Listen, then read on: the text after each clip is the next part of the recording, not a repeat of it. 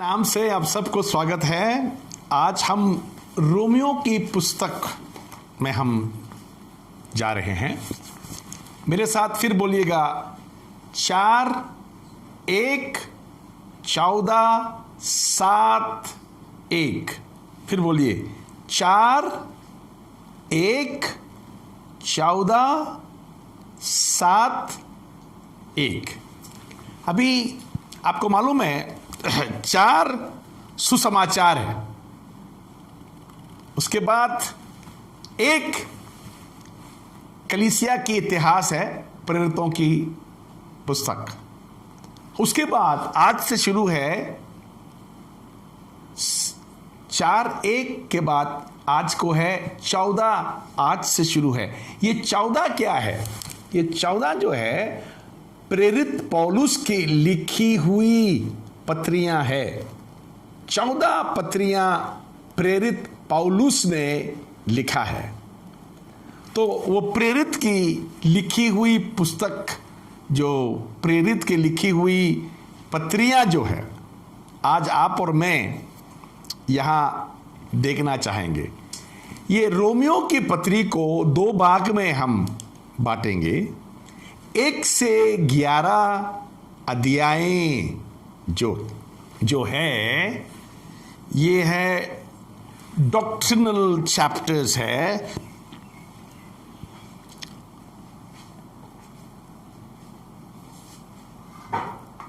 इसको हिंदी में मत संबंधी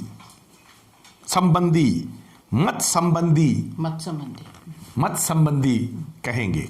हिंदी में मत संबंधी के मानी है ये डॉक्ट्रिनल चैप्टर्स है, डॉक्ट्रिनल चैप्टर्स।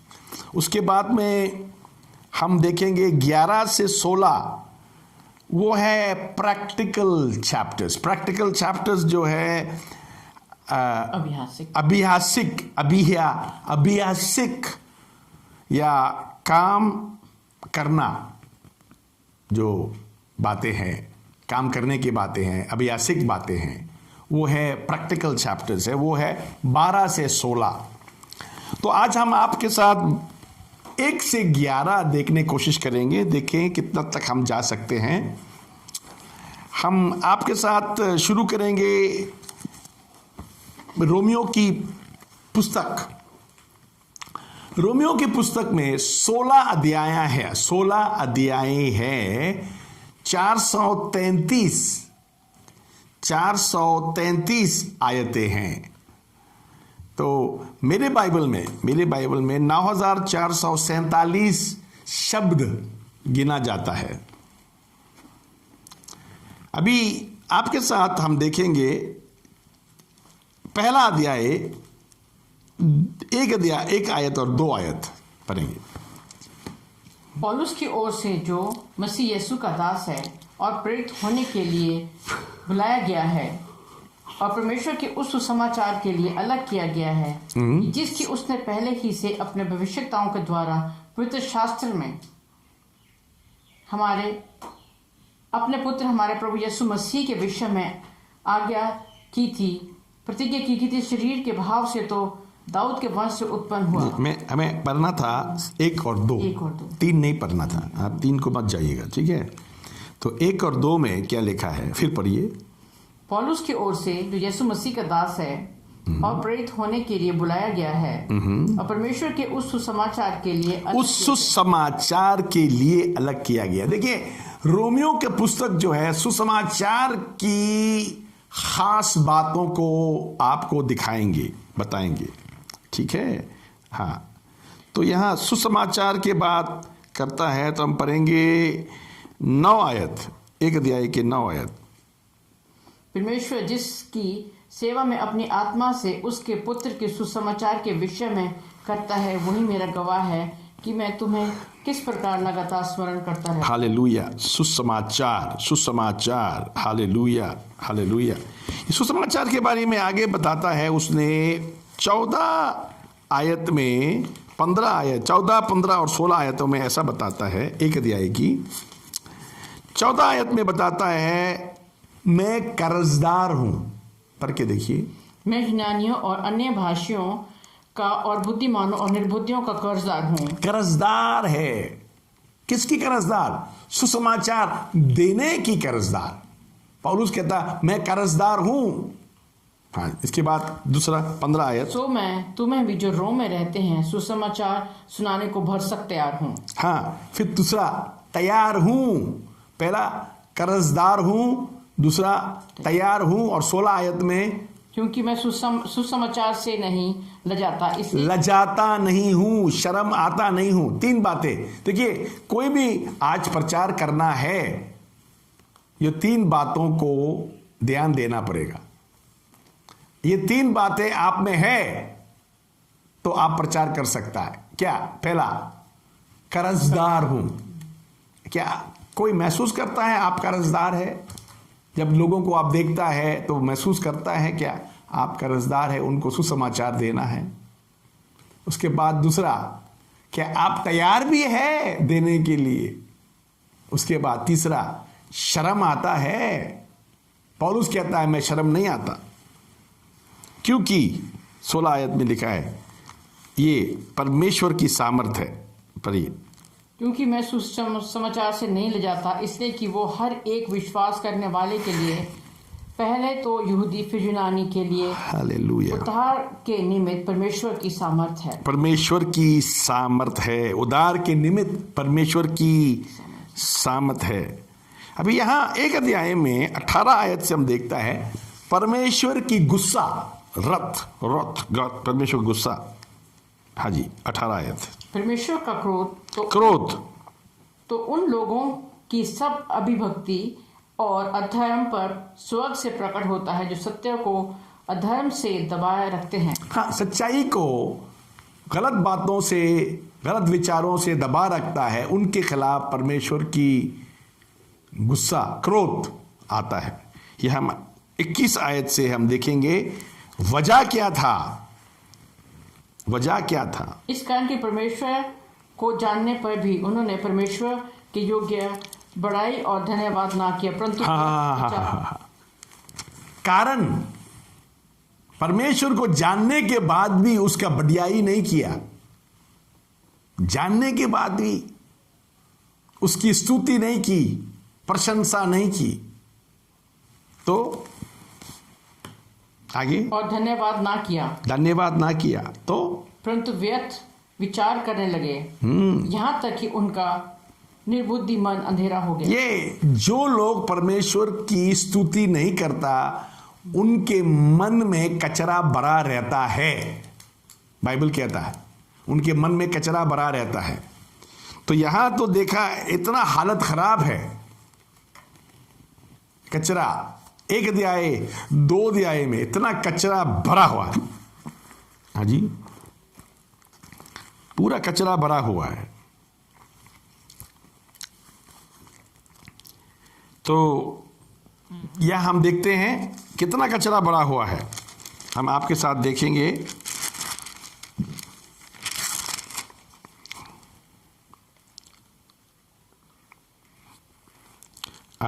एक अध्याय हम पढ़ेंगे 27 आयत, 26 आयत, 26-27 पढ़ेंगे। इससे परमेश्वर ने उन्हें नीच कामनाओं के वश में छोड़ दिया, यहाँ तक कि उनकी स्त्रियों ने भी स्वाभाविक व्यवहार को उससे जो स्वभाव के विरुद्ध है बदल डाला। वैसे ही पुरुष भी स्त्रियों के साथ स्वाभाविक व्यवहार छोड़कर आपस में कामोत्तर होकर जलने लगे, और पुरुषों ने पुरुषों के साथ निर्जलता काम करके अपने भ्रम का ठीक फल पाया। देखिए, औरत आदमी के साथ रिश्ता करने के जगह में औरत औरत के साथ रिश्ता करने की कोशिश करता है, और आदमी औरत के साथ रिश्ता करने के जगह में आदमी भी आदमी के साथ रिश्ता करने की कोशिश करता है। उलट पुलट हो चुका है। 25 आयत कहता है क्यों?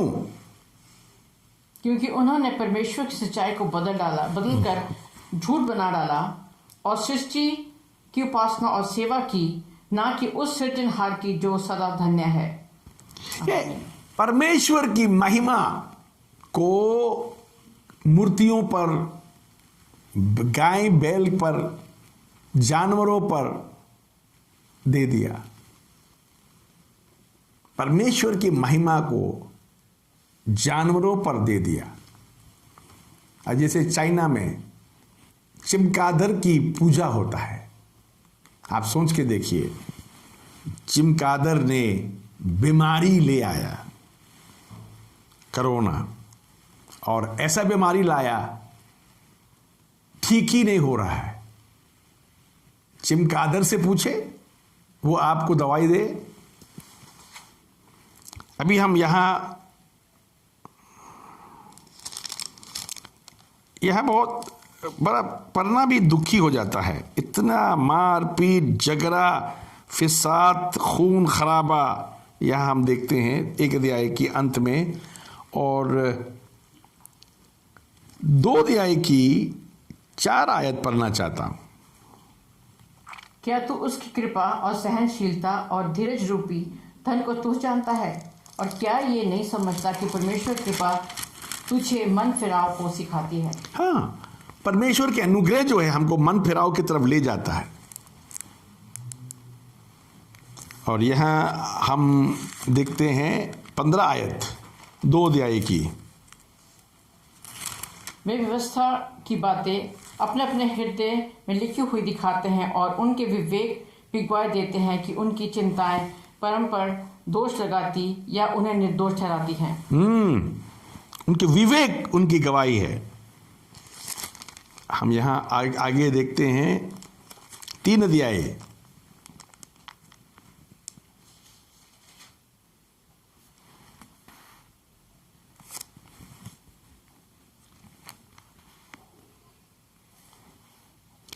तीन अध्याय के 4 आयत। कदापि नहीं, वरन परमेश्वर सच्चा और हर एक मनुष्य झूठा ठहरे, जैसा लिखा है कि जिससे तू अपनी बातों में धर्मी ठहरे और न्याय करते समय तू जय पाए। परमेश्वर सच्चाई और सब मनुष्य झूठा ठहरे। क्यों? बाइबल कहता है 3 अध्याय की 10, 11 और 12 आयत। जैसा लिखा है कि कोई धर्मी नहीं, एक भी नहीं, कोई समझदार नहीं, कोई परमेश्वर का खोजने वाला नहीं, सब भटक गए हैं, सब के सब निकम्मे बन गए, कोई भलाई करने वाला नहीं, एक भी नहीं। कोई भी भलाई करने वाला नहीं है, सब निकम्मे ठहर गया है। तो यहां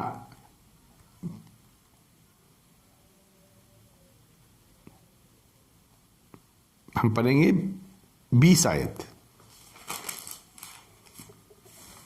क्योंकि व्यवस्था के कामों से कोई प्राणी उसके सामने धर्मी नहीं ठहरेगा, इसलिए कि व्यवस्था के द्वारा पाप की पहचान होती है। और हम देखेंगे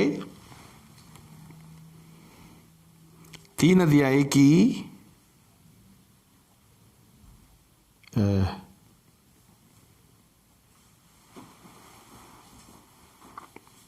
25 आयत। उसे परमेश्वर ने उसके लहू के कारण एक ऐसा प्रायश्चित ठहराया जो विश्वास करने से कार्यकारी होता है कि जो पाप पहले किए गए और उनकी परमेश्वर ने अपनी सहनशीलता से आनाकानी की, उनके विषय में वो अपनी धार्मिकता प्रकट करे। हाँ, तो यहां आकर के 22 आयत बताता है यहूदी और जेंटाइल में, यूनानी यूनानी और जो अन्य जातियों के बीच में कोई फर्क नहीं है, सब एक सा ही है। हमें पता चलता है यहां। तो यहां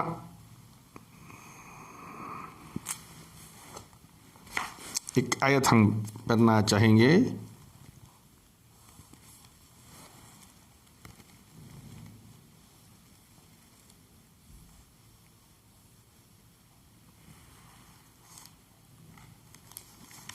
Okay.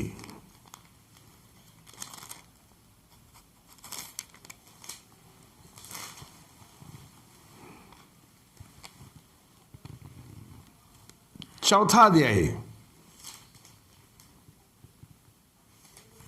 उसका 7 आयत और 8 आयत।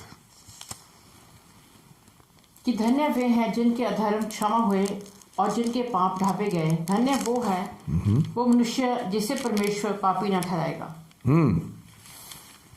तो वो कौन है? हम देखते हैं 4 अध्याय में इब्राहिम को देखते हैं, 4 अध्याय में विश्वास के पहलवानों को देखते हैं। उसके बाद 5 अध्याय के 1 आयत पढ़ेंगे हम।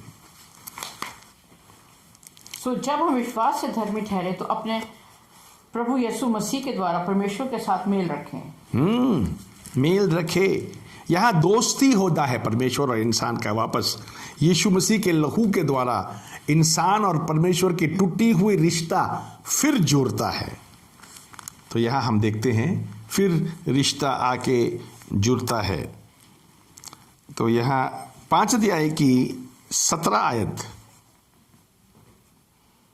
क्योंकि जब एक मनुष्य के अपराध के कारण मृत्यु ने उस एक ही के द्वारा राज्य किया, तो जो लोग अनुग्रह और धर्म रूपी वरदान बहुतायत से पाते हैं वे एक मनुष्य के अर्थात यीशु मसीह के द्वारा अवश्य ही अनंत जीवन में राज्य करेंगे। यह एक सबसे बड़ा वरदान दिखता है बाइबल में। आपको मालूम है सबसे बड़ा वरदान सबसे पहली बार इंसान को मिलता है। यीशु मसीह के पास आते हुए ये वरदान मिलता है। इस वरदान का नाम है 17 आयत में लिखा है धर्म रूपी वरदान। पढ़ेंगे 17 आयत। क्योंकि जब एक मनुष्य के अपराध के कारण मृत्यु ने उस एक ही के द्वारा राज्य किया, तो जो लोग अनुग्रह और धर्म रूपी वरदान बहुतायत से पाते हैं वे एक मनुष्य के अर्थात यीशु मसीह के द्वारा वैसा ही अनंत जीवन में राज्य। धर्म रूपी वरदान बहुतायत से पाते हैं, कम नहीं बहुत ज्यादा पाते हैं। तो इसके बाद 6 अध्याय में आता है। हम 6 अध्याय में जब पहुंचता है, मैं आपको कुछ बता दूं। यहाँ मेरी जिंदगी बदलने की, यीशु मसीह में बदलने की शुरुआत रोमियो की पुस्तक से हुआ है। इसीलिए मैं बता सकता हूं रोमियो की पुस्तक कितनी खास है। एक मुसलमान लड़के यीशु मसीह के साथ रिश्ता जुड़ गया रोमियो की पुस्तक से। मैं आपको आगे आपके साथ हम देखेंगे रोमियो की 6 के 7 आयत। क्योंकि जो मर गया वो पाप से छुटकर धर्मी ठहरा। हालेलुया।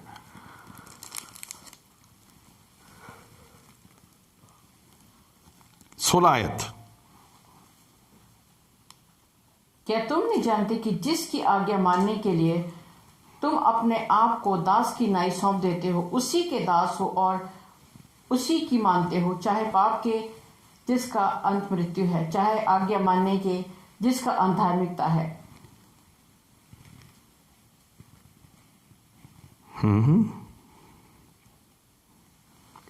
देखिए यहां लिखा है बहुत खास, आप जिसको मानता है उसके दास बन जाएंगे आप। यहां 17 आयत भी पढ़िए। परंतु परमेश्वर का धन्यवाद हो कि तुम जो पाप के दास थे तो भी मन से उस उपदेश के मानने वाले हो गए जिसके सांचे में ढाले गए थे। 6 अध्याय के 23 आयत। क्योंकि पाप की मजदूरी तो मृत्यु है, परंतु परमेश्वर का वरदान हमारे प्रभु यीशु मसीह में अनंत जीवन है। पाप की मजदूरी मृत्यु है, मौत है, मौत। और बाइबल कहता है परमेश्वर की वरदान क्या है हमारे लिए? अनंत जीवन है। अभी हम 7वां अध्याय में जाएंगे। 7वां अध्याय 2 से 3 आयत पढ़ेंगे। क्योंकि विवाहित स्त्री व्यवस्था के अनुसार अपने पति के जीते जी उससे बंदी है, परंतु यदि पति मर जाए तो वो पति की व्यवस्था से छूट गई। यदि पति के जीते जी वो किसी दूसरे पुरुष की हो जाए तो वह विचारणी कहलाएगी, परंतु यदि पति मर जाए तो वो उस व्यवस्था से छूट गई। यहाँ तक कि यदि किसी दूसरे पुरुष की हो जाए तो भी वह विचारणी ना ठहरेगी। व्यवस्था की बंधन पुराना नियम के समय में क्या था? व्यवस्था के बंधन यहूदियों के ऊपर में क्या था? बाइबल कहता है उनके पति थे व्यवस्था, और वो लोग जो है पत्नी थे। और यहां के बाइबल कहता है जब तक स्त्री की पहला पति जिंदा है वो दूसरा पति कर नहीं सकते। दूसरा पति करते तो व्यभिचारिणी कहा जाता है। मगर जब पति मर जाता है तो औरत को फिर से शादी करने की अधिकार मिलता है, क्योंकि वो खत्म हो जाता है। ऐसा ही पुराना आदमी पाप और नियम, व्यवस्था और उसकी नियम जो पाप हमें दर्शाता है, पाप व्यवस्था के कारण पता चला। व्यवस्था नहीं होते तो पाप नहीं पहचान होते। अभी पुराना आदमी मरेंगे, ये जो पाप खत्म होंगे और व्यवस्था जो हमें पाप दर्शाता है वो पूरा होंगे, तब हम रास्ता खुलता है यीशु मसीह के साथ शादी करने का, यीशु मसीह के साथ रिश्ता बनने के लिए। हालेलुया। तो हम यहाँ देखता है 4 आयत 7 का। सो हे मेरे भाई, तुम भी मसीह की देह के द्वारा व्यवस्था के लिए मरे हुए बन गए कि उस दूसरे के हो जाओ जो मरे हुए में से जी उठा, ताकि हम परमेश्वर के लिए फल लाएं। हालेलुया। यीशु मसीह के लिए हो जाओ। अभी 8 अध्याय में 1 और 2 आयत बहुत ही पसंद आयत है मेरी, पढ़िएगा। सो अब जो मसीह यीशु में है, जो मसीह यीशु में है, अब जो मसीह यीशु में है, उन पर दंड की आज्ञा नहीं, उन पर दंड के आज्ञा नहीं है, क्योंकि वे शरीर के अनुसार नहीं, वो शरीर के अनुसार नहीं, आत्मा के अनुसार चलते हैं। आत्मा के अनुसार चलते हैं। क्योंकि जीवन की आत्मा की व्यवस्था ने यीशु मसीह में मुझे पाप की और मृत्यु की व्यवस्था से स्वतंत्र कर दिया। हाँ, स्वतंत्र कर दिया। Hallelujah, hallelujah. हालेलुया। दंड के आज्ञा नहीं है। यह रोमियो के 8 अध्याय जो है बहुत ही अमीर, बहुत ही खजाना है। इसमें हम देखते हैं यहाँ 7 आयत। क्योंकि शरीर पर मन लगाना तो परमेश्वर से बैर रखना है, क्योंकि ना तो परमेश्वर की व्यवस्था के अधीन है और ना हो सकता है। हाँ, परमेश्वर से बैरी, परमेश्वर से बैरी होना है। 9 आयत। परंतु जबकि परमेश्वर का आत्मा तुम में बसा है तो तुम शारीरिक दशा में नहीं परंतु आत्मिक दशा में हो। यदि किसी में मसीह का आत्मा नहीं तो वो उसका जन नहीं। हाँ, मसीह के जन ही नहीं है, मसीह की आत्मा नहीं है तो ये कैसे बनेगा? 14 आयत। इसलिए कि जितने लोग परमेश्वर के आत्मा के चलाए चलते हैं वही परमेश्वर के पुत्र हैं। आत्मा की चलाई में चलना परमेश्वर का पुत्र बनना है। इसके बाद 16 आयत पढ़ेंगे। आत्मा आप ही हमारे आत्मा के साथ गवाही देता है कि हम परमेश्वर के पवित्र आत्मा और हमारा आत्मा दोनों एक दूसरे के साथ गवाही दे के जुड़ जाता है। हम पढ़ेंगे 26 आयत। इसी रीति से आत्मा भी हमारी दुर्बलता में सहायता करता है, क्योंकि हम नहीं जानते कि प्रार्थना किस रीति से करनी चाहिए। हम जानते नहीं प्रार्थना किस रीति से करना चाहिए। हाँ, परंतु आत्मा आप ही ऐसी आहें भर भर कर जो ब्याह से बाहर है हमारे लिए विनती करता है। हालेलुया। आत्मा विनती करता है। Hallelujah, hallelujah. That's why 28 आयत 28 आयत। और हम जानते हैं कि जो लोग परमेश्वर से प्रेम रखते उनके लिए सब बातें मिलकर भलाई ही उत्पन्न करती है। अर्थात उन्हीं के लिए जो उसकी इच्छा के अनुसार बुलाए गए हुए हैं। 9 अध्याय में, रोमियो के 9 अध्याय में पौलुस बताता है वो यहूदियों के लिए, इजरायलियों के लिए कितना दुखी है। उनकी नासमझ जो है उसको दुखी करके रखा है। रोमियो की 10 अध्याय में हम जब आते हैं तो यहूदियों की अविश्वास की बातें यहाँ तक लाते ही है, मगर यहाँ हम देखेंगे आपके साथ 14 आयत, 15 आयत, 16 आयत। फिर जिस पर उन्होंने विश्वास किया है वह उसका नाम क्यों लें, और जिसकी नहीं सुनी उस पर क्यों विश्वास करें, और प्रचारक बिना क्यों कर सुने, और यदि भेजे न जाए तो क्यों का प्रचार करें। जैसा लिखा है कि उनके पांव क्या ही सुहावने हैं जो अच्छी बातों का सुसमाचार सुनाते हैं।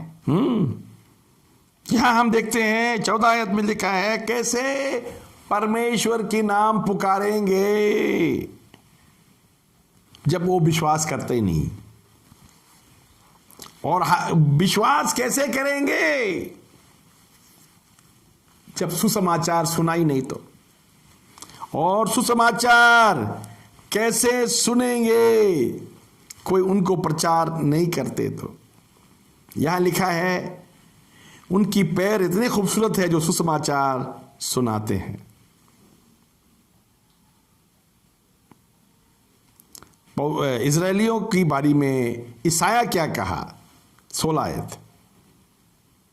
परंतु सब ने उस सुसमाचार पर कान न लगाया। ईशाया कहता है कि हे प्रभु, किसने हमारे समाचार की प्रीति की है, किसने विश्वास की है। 17 आयत। सो विश्वास सुनने से, और विश्वास सुनने से, और सुनना मसीह का वचन से होता है। हालेलुया। तो इसके बाद में 11 अध्याय में हम आते हैं। आज 11 अध्याय, 1 से 11 अध्याय जो है पूरा डॉक्ट्रिनल चैप्टर्स है। इसको बोलता है मत संबंधी। मत संबंधी के मानी है जानकारी रखने के लिए है। पढ़ेंगे 11 अध्याय। अभी इजरायलियों के बारे में क्या कह रहा है, 1 आयत। इसलिए मैं कहता हूँ, क्या परमेश्वर ने अपनी प्रजा को त्याग दिया? कदापि नहीं, मैं भी तो इस्राएली हूँ। परमेश्वर ने इजरायलियों को त्यागा नहीं है। अभी भी इनविटेशन खुला है, आ जाओ आ जाओ। पौलुस कहता मैं भी यहूदी था। हालेलुया।